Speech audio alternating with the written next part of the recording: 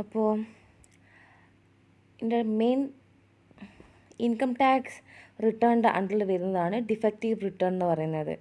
നമുക്കറിയില്ല, income tax return എന്ന് പറഞ്ഞാൽ നമ്മളൊരു ഇൻഡിവിജ്വൽ അല്ലെങ്കിൽ കമ്പനി അവരുടെ ഇൻകം അല്ലെങ്കിൽ അസറ്റ് ഇതൊക്കെ ബേസിസിൽ ആ റിട്ടേൺ ഫയൽ ചെയ്യും ടാക്സ് അടയ്ക്കാൻ.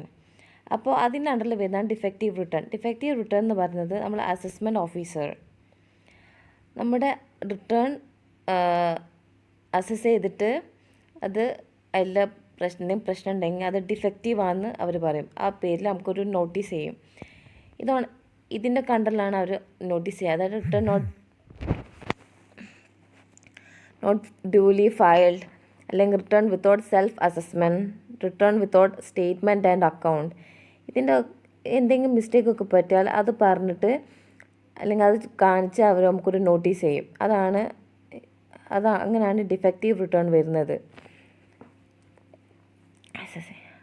An opportunity to rectify the defect within 15 days from the date of notice is allowed.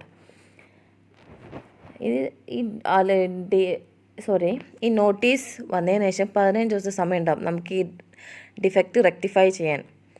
If defect is not rectified within the time, such return is treated as invalid return.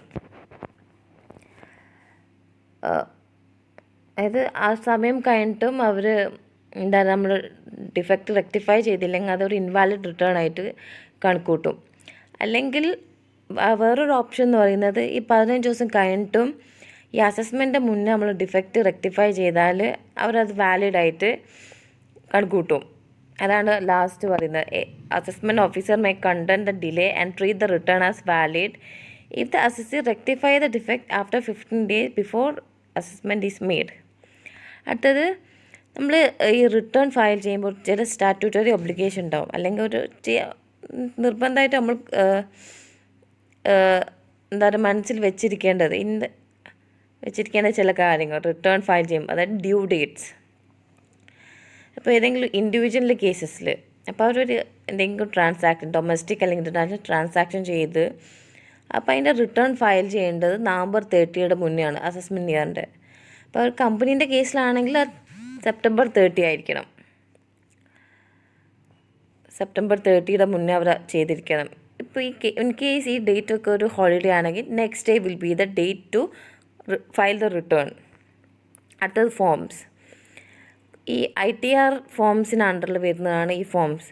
അപ്പോൾ ഓരോ ITR section, അതായത് ITR 1, ITR 2, ITR 3 ഇതൊക്കെ നോക്കി വേണം നമ്മൾ return file ചെയ്യാൻ. അതായത് ITR 1 individuals ചെയ്യേണ്ടത്, ഇൻഡിവിജ്വൽസ് ഫിൽ ചെയ്ത് ഫയൽ ചെയ്യേണ്ടതാണ് ITR 1 അണ്ടറിൽ. ITR 2 individuals and Hindu undivided family. And ITR 3 individuals and Hindu undivided family. ഇവരാണ് ഇത് ചെയ്യേണ്ടത്. ഇൻഡിവിജ്വൽസ് ഫിൽ ചെയ്ത് ഫയൽ ചെയ്യേണ്ടതാണ് ITR 1 അണ്ടറിൽ.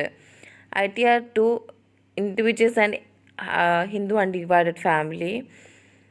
And ITR 3 individuals and Hindu undivided family. ഇവരാണ് ഇത് ചെയ്യേണ്ടത്. പിന്നെ ITR 4, ITR 5, ITR 6 ഇതിൻ്റെ അണ്ടറിലൊക്കെ ഇങ്ങനെ ഓരോ കാറ്റഗറിയാണത്. അത് mode of submission of return. ഈ mode of submission of return എന്ന് പറയുന്നത് ഓരോ ഇൻഡിവിജ്വൽസ് അല്ലെങ്കിൽ കമ്പനി വെവ്വേറെ ചെയ്യേണ്ടതാണത്. For example, electronically with digital signature with accounts audit ചെയ്ത അക്കൗണ്ട്സ് ഈ ഇലക്ട്രോണിക്കലി ചെയ്യണം, അതിൻ്റെ ഫയൽ റിട്ടേൺ ചെയ്യണം. പിന്നെ വിത്ത് ഡിജിറ്റൽ സിഗ്നേച്ചർ, ഇപ്പോൾ എല്ലാം ഓൺലൈനിലാണല്ലോ. പിന്നെ ഓഡിറ്റ് ചെയ്യേണ്ടാത്ത അക്കൗണ്ട്സ് ഉണ്ടാവും, അതും ഏകദേശം ഇതുപോലെ തന്നെ. വിത്ത് അതിൽ ഇലക്ട്രോണിക്കലി വെരിഫിക്കേഷൻ കോഡ് വേണം. പക്ഷേ ഈ സെക്കൻഡ് കേസിൽ ഒരു കാര്യമുണ്ട്. ഇപ്പോൾ നമ്മളെ ഇൻകം 5 ലക്ഷത്തിൽ കൂടുകയാണെങ്കിൽ മാത്രമാണ് നമ്മൾ ഈ കാര്യം ഇങ്ങനെ ഈ ഒരു സെക്ഷൻ നമ്മൾ റിട്ടേൺ ഫയൽ ചെയ്യുമ്പോൾ നമ്മൾ സ്പെസിഫൈ ചെയ്യേണ്ടത്. ഇപ്പോൾ കമ്പനി ആണെങ്കിലും ഡിജിറ്റലി തന്നെയാണ് എന്താ പറയുക, റിട്ടേൺ സബ്മിഷൻ ചെയ്യുക. അടുത്തത് വെരിഫിക്കേഷൻ ഓഫ് റിട്ടേൺ, അതായത് റിട്ടേൺ വെരിഫൈ ചെയ്യേണ്ട ഇതാണ്. അത് സെക്ഷൻ 140 അണ്ടറിൽ വരുന്നത്. ഇപ്പോൾ ഇൻഡിവിജ്വൽ റിട്ടേൺ ഫയൽ ചെയ്യുമ്പോൾ അല്ലെങ്കിൽ ഒരു ഓതറൈസ്ഡ് പേഴ്സണെ നമ്മൾ അത് ഇതാക്കണം, വെരിഫൈ ചെയ്യിപ്പിക്കണം, അല്ലെങ്കിൽ അയാളെ കൊണ്ട്, അല്ലെങ്കിൽ ഓതറൈസ്ഡ് പേഴ്സണെ. ഹിന്ദു അൺഡിവൈഡഡ് ഫാമിലി ആകുമ്പോൾ കർത്ത അല്ലെങ്കിൽ അഡൽട്ട് മെമ്പർ, കമ്പനി ആകുമ്പോൾ മാനേജിങ് ഡയറക്ടർ ഓർ ഡയറക്ടർ, ഇവർ വെരിഫൈ ചെയ്തിരിക്കണം. പിന്നെ പൊളിറ്റിക്കൽ പാർട്ടി ആകുമ്പോൾ ചീഫ് എക്സിക്യൂട്ടീവ് ഓഫീസർ ആയിരിക്കണം റിട്ടേൺ വെരിഫൈ ചെയ്യേണ്ടത്. അടുത്തത് filing of return in electronic form. ഈ ഒരു കാര്യത്തിൽ board may make rules in the regard, അതായത് ക്ലാസ് ഓഫ് പേഴ്സൺ അല്ലെങ്കിൽ form of the and the manner in which the return should be filed, അല്ലെങ്കിൽ the document to be furnished, അല്ലെങ്കിൽ the computer to which the return in electronic form may be transmitted. ഇതൊക്കെ ഈ കാര്യത്തിലൊക്കെ തീരുമാനമെടുക്കുന്ന കമ്പനിയുടെ ബോർഡായിരിക്കണം. അടുത്തത് filing of return through tax return preparers. ഈ TRP എന്ന് പറയുന്നത് ഒരു ഇൻഡിവിജ്വൽ ആയിരിക്കും, അവർ ഓതറൈസ് ഉണ്ടാവും TRP ആയിട്ട് ആക്ട് ചെയ്യാൻ. പക്ഷേ ഈ കമ്പനിയുടെ ബോർഡായിരിക്കും, അവർ ബോർഡ് ഡിസൈഡ് ചെയ്യും TRPയുടെ കാര്യത്തിൽ. അതായത് TRPയുടെ എഡ്യൂക്കേഷൻ അല്ലെങ്കിൽ അതർ ക്വാളിഫിക്കേഷൻ, പിന്നെ training and other condition code board decide ചെയ്യും TRPയുടെ കാര്യത്തിൽ. അതായത് TRPയുടെ എഡ്യൂക്കേഷൻ അല്ലെങ്കിൽ അതർ ക്വാളിഫിക്കേഷൻ, പിന്നെ training and other condition, code of conduct, duty and obligation, ഇതൊക്കെ കമ്പനിയുടെ ബോർഡ് ഓഫ് ഡയറക്ടേഴ്സ് ആയിരിക്കും ഡിസൈഡ് ചെയ്യുക. അടുത്തത് interest of default in furnishing the return. ഈ ഒരു കേസസിൽ assessee shall be liable to pay simple interest at 1% for every month. Assessee that 1%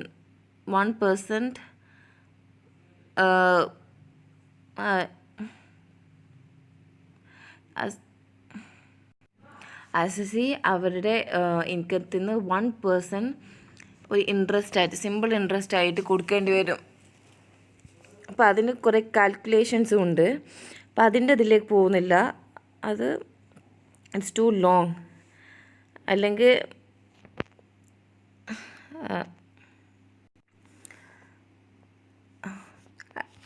അടുത്തത് mandatory filing of IT returns, income tax returns.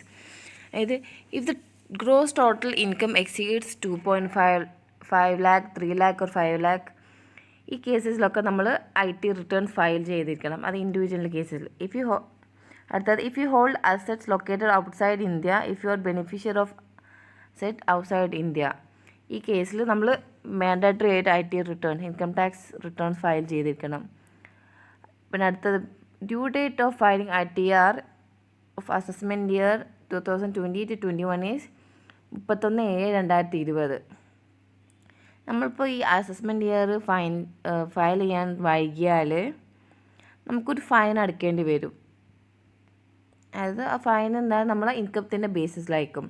5 lakhൻ്റെ ആണ് നമ്മൾ income എങ്കിൽ 5,000 തൊട്ട് 10,000 വരെ ആയിരിക്കും. ഇപ്പോൾ അസസ്മെൻറ്റ് ഇയർ 2020 മുന്നേ ആണെങ്കിൽ നമ്മൾ 5,000 ഫൈൻ അടക്കണം, അല്ലെങ്കിൽ 10,000 മതി.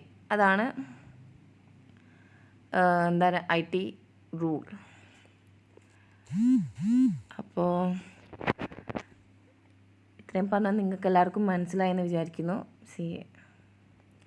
So thank you. ഇപ്പോൾ നമ്മളൊരു ഷോർട്ടായിട്ട് ഒന്നുകൂടി പറഞ്ഞുതരാം. ഡിഫക്റ്റീവ് റിട്ടേൺ എന്ന് പറയുന്നത്, നമ്മൾ ഫയൽ ചെയ്ത റിട്ടേണിൽ എന്തെങ്കിലും ഡിഫക്റ്റ് ഉണ്ടാകുമ്പോൾ അത് പറഞ്ഞ് IT ഓഫീസർ നമുക്കൊരു നോട്ടീസ് അയക്കും.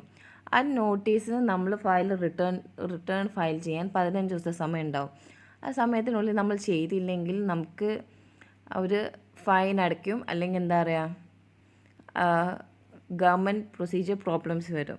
അതാണ് മെയിനായിട്ട് പറയുന്നത്. അല്ലെങ്കിൽ ഇൻകം ടാക്സ് പ്രോബ്ലംസ്, റേറ്റ്സ്, ഇൻഡിവിജ്വലിൻ്റെ കേസസിൽ അത് 2.5 ലക്ഷത്തിന് മുകളിലാവുമ്പോഴാണ് നമ്മൾ ഇൻകം ടാക്സ്, അതായത് ഡയറക്റ്റ് ടാക്സ് അടക്കേണ്ടത്. ഇപ്പോൾ കമ്പനീസിൻ്റെ കേസസിൽ വേറെയാണ്.